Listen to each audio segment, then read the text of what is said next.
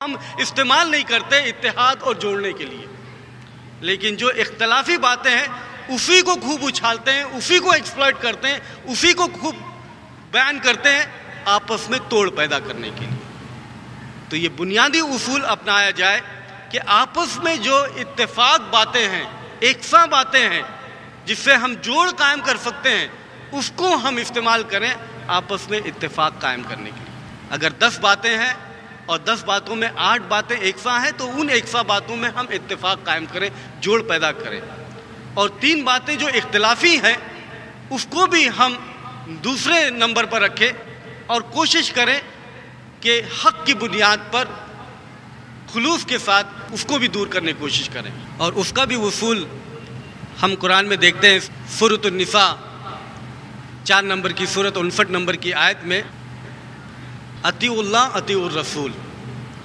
اللہ کی اطاعت کرو، اللہ کے رسول کی اطاعت کرو، وَأُولُو الْأَمْرِ مِنْكُمْ، اور جو تم میں سے امیر ہے، امر پر ہے، فائز ہے، کوئی منصب پر ہے، لیڈر ہے، ان کی اطاعت کرو۔ فَإِن تَنَازَعْتُمْ، لیکن اگر تنازع ہو جائے، آپس میں اختلاف ہو جائے، تو پھر تم واپس سے پلٹ جاؤ، گھوم جاؤ اللہ اور رسول کی طرف۔ یہ ہم بار بار سنتے ہیں، یہ اصول ہے کہ اللہ کی اطاعت کرو، اللہ کے رسول کی اطاعت کرو اور اولو الامر کی اطاعت کرو، لیکن اگر تنازع ہو جائے تو پھر گھوم جاؤ اللہ اور اللہ کے رسول کی طرف۔ لیکن اللہ رب العزت یہ پوری آیت نہیں ہے، آگے آیت میں فرماتا ہے اگر تم ایمان والے ہو، اگر تم مومن ہو اور یوم آخرت پر یقین کرتے ہو، یہ شرط لگا دی، اور پھر اس کے بعد میں یہ بتایا ذالک خیر، یہ تمہارے لیے بہتر ہے، وَأَحْسَنُ تَعْوِيلًا، اور یہ بہترین تعویل کرنے کی صورت بنے گی، بہترین فیصلہ کرنے کی صورت بنے گی، وَأَحْسَنُ تَعْوِيلًا، بہترین صورت بنے گی تعویل کرنے کی۔ تو اس طریقے سے اگر ہم خلوص کے ساتھ، انصاف کے ساتھ، ایمانداری کے ساتھ اتحاد قائم کریں تو یہ مشکل نہیں ہے، بہت آسان ہے، ہم قائم کر سکتے ہیں۔ دوسری بات جو میں گفتگو کروں گا وہ ہے تعلیمی پسماندگی کو دور کرنا۔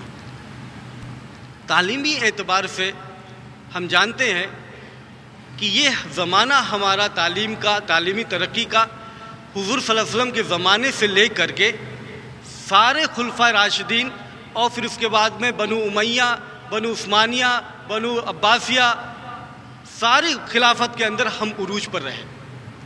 بہت بڑا زمانہ ہمارا الحمدللہ اس پہ ترقی کیا، دین و دنیا دونوں تعلیم میں ہم آگے تھے، بلکہ تقریباً ہر سائنسی میدان میں ہمارے مسلمان ہی سائنسداں تھے۔ اس کی تفصیل میں ہم نہیں جا سکتے، کون سے میدان میں ہمارے سائنسداں گزرے ہیں، اس کے لیے ایک بحث ہوگی، ایک الگ موضوع ہوگا، لیکن ہم بخوبی جانتے ہیں کہ ایک زمانہ ہمارا بہت بڑا سا زمانہ گزرا ہے جس میں ہم عروج پر رہے تعلیمی میدان میں۔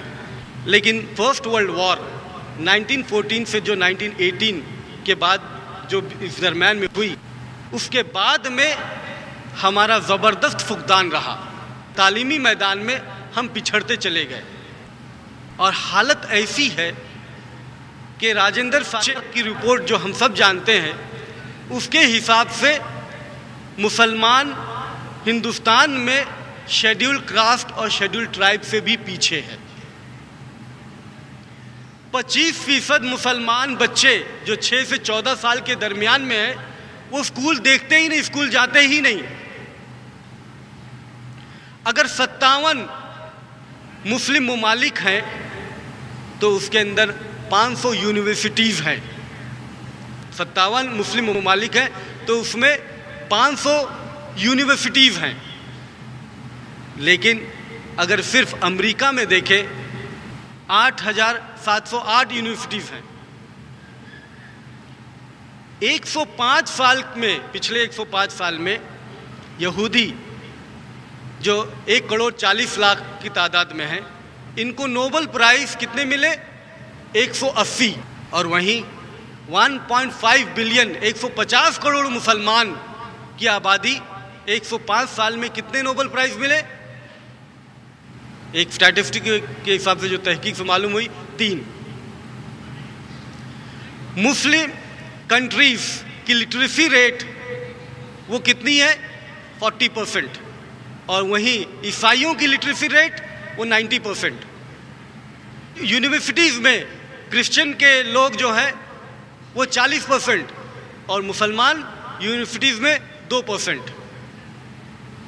یہ حالت ہے ہماری، حالانکہ قرآن اور حدیث سے، اس کے فضیلت کے تعلق سے بے شمار آیتیں، بے شمار حدیثیں ہیں، بلکہ اللہ رب العزت نے سب سے پہلی وحی جو نازل کی، اقرا، پڑھو، اقرا بسم ربک الذی خلق، پڑھو اس رب کے نام سے جس نے پیدا کیا۔ وہی 5 آیتوں میں قلم کا ذکر ہے، سیکھنے کا ذکر ہے، علم الانسان ما لم یعلم، کہ انسان کو سکھایا جو اس کو نہیں معلوم تھا۔ سورۃ المجادلہ میں 58 نمبر کی سورت اور 11 نمبر کی آیت میں اللہ رب العزت تو یوں فرماتا ہے کہ علم کے ذریعے سے ہم تمہیں درجے پر فائز کریں گے، علم کے ذریعے سے تم کو ہم درجے پر فائز کریں گے۔ سورۃ الزمر 39 نمبر کی سورت اور 9 نمبر کی آیت میں ہے کہ جو جانتا ہے اور جو نہیں جانتا یہ دونوں برابر نہیں ہو سکتے، جو جانتا ہے اور جو نہیں جانتا وہ برابر نہیں ہو سکتے۔ تو اس طریقے سے قرآن حدیث بے شمار الحمدللہ علم کی فضیلت کے تعلق سے، اس کی انکریجمنٹ کے تعلق سے بہت سارے حوالے ملتے ہیں۔ ہم بار بار اور سارے مسلمان اور بہترین بدلہ دے آخرت میں، وقنا عذاب النار، اور عذاب نار جہنم کی آگ سے بچا۔ غور کرو ہماری اس دعا کے اندر، ہم دعا کرتے ہیں کہ ہماری دنیا بھی بہترین ہو، ہماری آخرت بھی بہترین ہو۔ ہماری آخرت بہترین ہو اس کے لیے ہم محنت کرتے ہیں، اور سب جانتے ہیں نماز پڑھنا چاہیے، روزے رکھنا چاہیے، زکوٰۃ دینا چاہیے، دین کے اوپر پابند ہونا چاہیے، اچھے کام کرنا چاہیے، عمل صالح کرنا چاہیے، وغیرہ وغیرہ۔ تو میں بولتا ہوں اسی طریقے سے جس طریقے سے آخرت کو ہم کو کامیابی اور بہترین بنانا ہے، اسی طریقے سے دنیا کو بھی بنانے کے لیے ہمیں اسی طریقے سے محنت کرنی چاہیے۔ ہماری تعلیم اسی طریقے سے ہونی چاہیے جہاں پر ہم دنیا میں بھی کامیاب ہوں اور آخرت میں بھی کامیاب ہوں۔ لیکن افسوس کے ساتھ میں ہماری پچھلی جنریشن سے ہم نے یہ بات، کچھ جنریشن، ہمیشہ سے نہیں، کچھ جنریشن سے ہم نے یہ بات سامنے پیش کی ہے کہ ہم مسلم امت کو 2 حصوں میں بانٹیں گے، ایک حصے کو دنیا دار بنائیں گے اور ایک حصے کو دیندار بنائیں گے۔ ایک حصے کو ہم عالم، فاضل، مفتی، حافظ، قاری وغیرہ وغیرہ، مسجد کا مدرس، مدرسے میں پڑھانے والا وغیرہ وغیرہ، ہم ایسا بنائیں گے، دیندار بنائیں گے۔ اور ایک طرف امت کو ہم صرف ڈاکٹر، انجینئر، اکاؤنٹنٹ، منسٹر وغیرہ وغیرہ دنیا دار بنائیں گے۔ گویا کہ ہم امت کو 2 حصوں میں بانٹتے ہیں، کچھ لوگ جو ہے دنیا دار بن جاؤ، کچھ لوگ جو ہے دیندار بن جاؤ۔ یہ درکار نہیں ہے تعلیم سے، بلکہ ہم کو اگر ڈاکٹر چاہیے تو دیندار ڈاکٹر چاہیے، اگر انجینئر چاہیے تو دیندار انجینئر چاہیے، اگر وکیل چاہیے تو دیندار وکیل چاہیے، اگر منسٹر چاہیے تو دیندار منسٹر چاہیے۔ تعلیم ہماری دونوں ہی میدان میں ہونی چاہیے، سیکولر اور ریلیجس دونوں ہی میدان میں ہونی چاہیے۔ یہ ضرورت ہے اس امت کے لیے کہ ایسا نہیں کہ صرف دیندار رہے اور دنیا میں بھی ایک دم کورا ہو جائے، لیکن یہ اس سے اولا ہے، بہتر ہے کہ صرف دنیا دار بنے رہے اور دین سے بالکل اوجھل رہے، بالکل غافل رہے۔ یہ تو برداشت کیا جا سکتا ہے کہ دنیا اس کی برباد ہو جائے، لیکن آخرت ہمیشہ قائم رہے، آخرت کامیاب رہے، اس سے سمجھوتا نہ کرے۔ تو دین کی تعلیم یہ زیادہ ضروری ہے، لیکن ساتھ ساتھ دونوں ہی تعلیم ہو تاکہ دین اور دنیا دونوں میں ہی ہم کامیاب رہیں، دونوں ہی ہماری بہترین ہو اور کامیاب ہو۔ اسی طریقے سے اقتصادی جو ترقی ہونی چاہیے، اکنامک اپلفمنٹ ہونا چاہیے۔ اکنامک اپلفمنٹ میں یہ نہیں چاہتا کہ امیر اور غریب اس کی تفریق ختم ہی ہو جائے۔ سارے کے سارے لوگ جو ہیں وہ ایک دم برابر ہو جائیں، ایک جیسے ہو جائیں. یہ درکار نہیں ہے اور یہ ضرورت نہیں ہے کہ سارے کے سارے لوگ ایک ہی سٹیٹس پر ہو جائیں، کیونکہ اگر ایسا ہو جاتا ہے تو یہ مشکل ہوگی. اگر سارے کے سارے لوگ ڈاکٹرز ہو جائیں تو دنیا کے نظام نہیں چلے گا. اگر سارے کے سارے لوگ انجینئر ہو جائیں تو یہ دنیا کے نظام نہیں چلے گا. بلکہ اللہ رب العزت فرماتا ہے سورۃ الزخرف 43 نمبر کی سورت اور 32 نمبر کی آیت میں کہ ہم ہی یہ معیشت کو امت کے اندر تمہارے بیچ میں ہم بانٹتے ہیں. کسی کو ہم زیادہ دیتے ہیں، کسی کو کم دیتے ہیں، تاکہ تم ان سے اپنا کام نکال سکو. ایک دوسرے سے تمہارا کام بنے گا. اگر سب لوگ ایک ہی لیول پر ہوں گے، ایک ہی سٹیٹس پر ہوں گے تو یہ صحیح نہیں. تمہارے بیچ میں، تمہارے دنیاوی نظام میں یہ مشکل ہوگی. لیکن اگر ایسا ہوگا کوئی زیادہ کوئی کم تو انشاءاللہ یہ دنیا کے نظام چلے گا، ہم ایک دوسرے سے کام نکال سکیں گے. اور ساتھ ساتھ اللہ رب العزت فرماتا ہے سورۃ الانعام 6 نمبر کی سورت 165 نمبر کی آیت میں کہ اس طریقے سے ہم تمہیں آزماتے ہیں جو کچھ بھی ہم تم کو دیتے ہیں. آزمائش بھی ہے ہماری جو کچھ بھی ہم کو دیا گیا.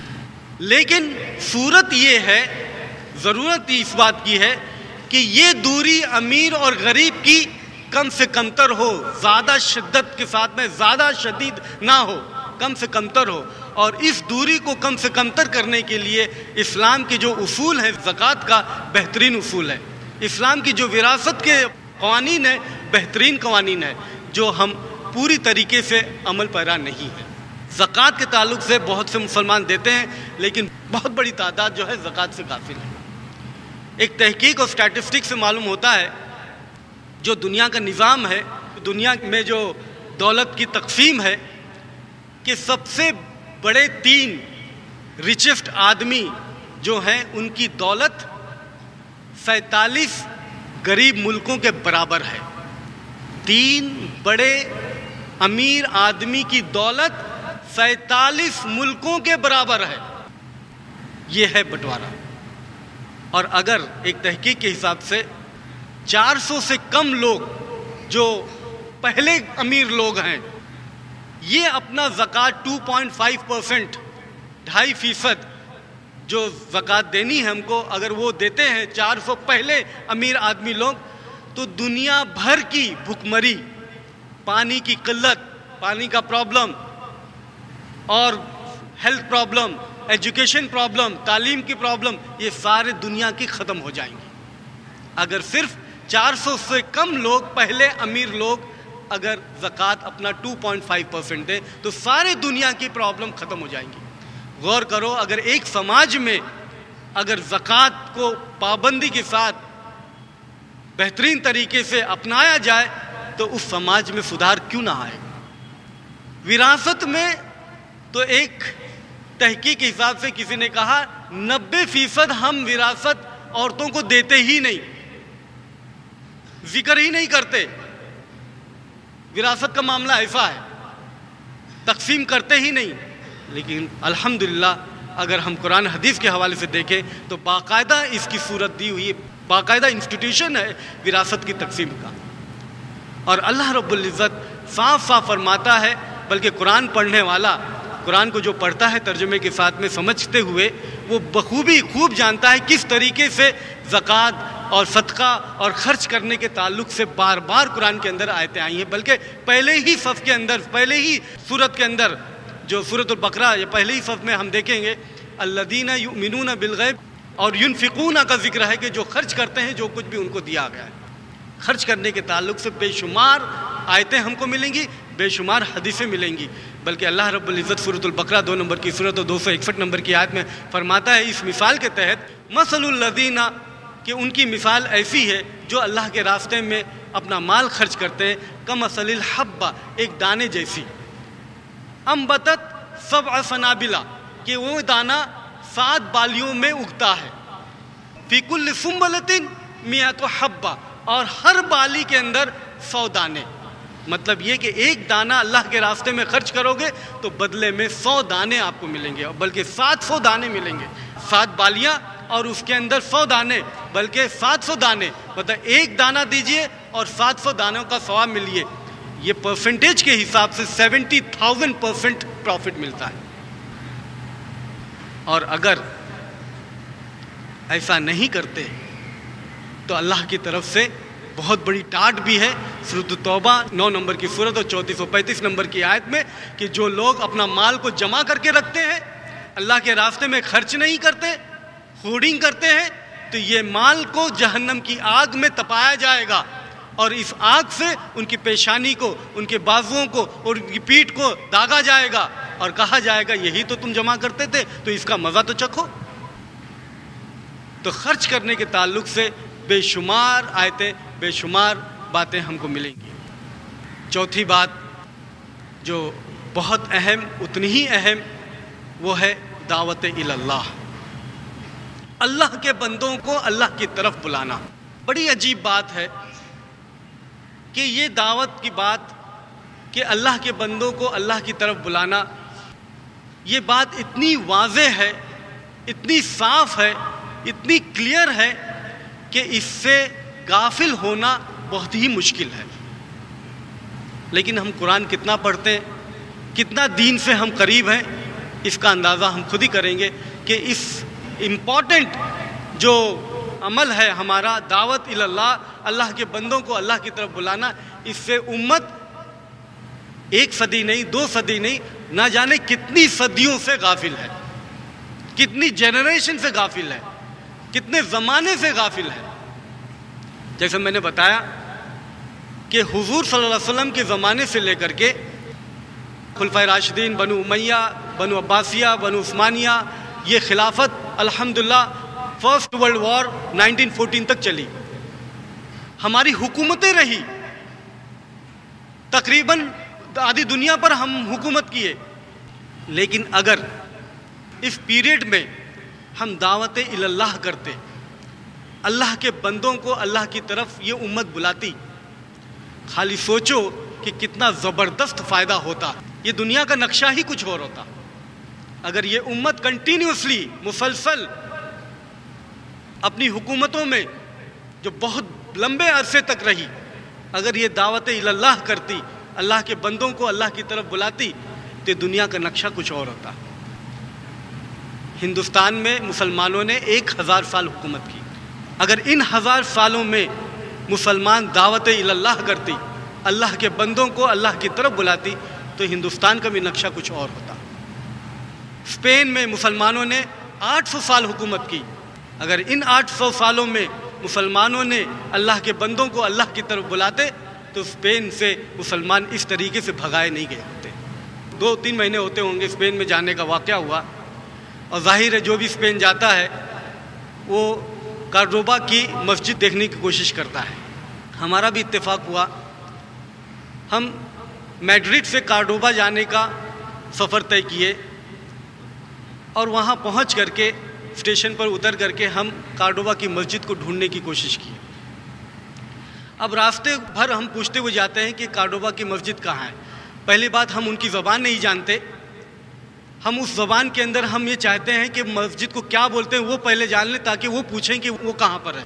تو ہم کو یہ معلوم ہوا کہ مسجد کو مسکیٹا بولتے ہیں وہاں پر, ان کی زبان میں, اسپینش زبان میں مسکیٹا بولتے ہیں. تو ہم پوچھنا شروع کیے کہ مسکیٹا کہاں ہے, ویئر از مسکیٹا, ویئر از مسکیٹا, مسکیٹا کہاں ہے. بہرحال وہ انگلش تو نہیں سمجھتے, لیکن مسکیٹا تو سمجھتے ہیں کہ یہ آدمی پوچھ رہا ہے کہ مسکیٹا کہاں ہے, کارڈوبا کی مسکیٹا کہاں ہے. وہ شخص کہتا ہے کہ مسکیٹا تو ہے ہی نہیں. ایک سے پوچھتے نہیں معلوم, دوسرے سے پوچھتے تو نہیں معلوم, تیسرا چوتھا بتاتا ہے کہ مسکیٹا کیوں بولتے ہو, اس کو چرچ بولو. مسجد کیوں بولتے ہو, اس کو چرچ بولو. اب اس وقت بات سمجھ میں نہیں آتی ہے کہ ہم تو مسجد جانا چاہتے ہیں, چرچ کیوں بھیجنا چاہتا ہے. لیکن جب وہاں پہنچتے ہیں تو دیکھتے ہیں کہ منظر کچھ اور ہے. پوری مسجد جو ہے وہ میوزیم میں تبدیل ہے. ایک بڑا حصہ, بہت بڑی مسجد ہے, ایک اس کا حصہ جو ہے بہت بڑا, وہ چرچ کے اندر تبدیل کر دیا گیا ہے. پورا کا پورا مسجد وہ استعمال ہی نہیں کر سکتے چرچ کے لیے. ایک اچھا خاصا حصہ جو ہے چرچ کے اندر تبدیل ہو گیا ہے. اس مسجد کے اندر 5-10 کا گروپ تھا ہمارا. ہمارے پیچھے 2 پولیس والے فالو کر رہے تھے, کہیں یہ نیت نہ باندھ لیں. کہیں یہ نماز نہ پڑھنے لگے۔ ایک شخص جو تھکاوٹ کے مارے وہ باتھ روم گیا اور منہ دھونے لگا، وہاں اس کو منہ دھونے سے روک دیا گیا، کہیں یہ وضو نہیں بنا رہا ہو۔ یہ حالت اسپین کے اندر کارڈوبا مسجد کی ہے۔ کیوں؟ ہم نے دعوت اللہ نہیں کیا، ہم نے اللہ کے بندوں کو اللہ کی طرف نہیں بلایا۔ اس مسجد کو دیکھیں گے تو رونا جیسے آتا ہے۔ اس مسجد کو دیکھ کر کے جس نے بھی حج کیا اس کو ذہن میں یہ بات آتی ہے کہ یہ مسجد نبوی کے نقشے پر ہے۔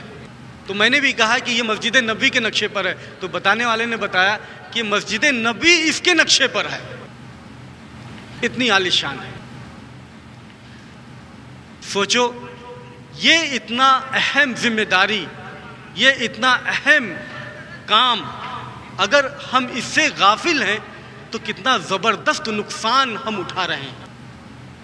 اور یہ نقصان صرف دنیاوی نہیں ہے، آخرت میں اس سے بڑا نقصان ہے۔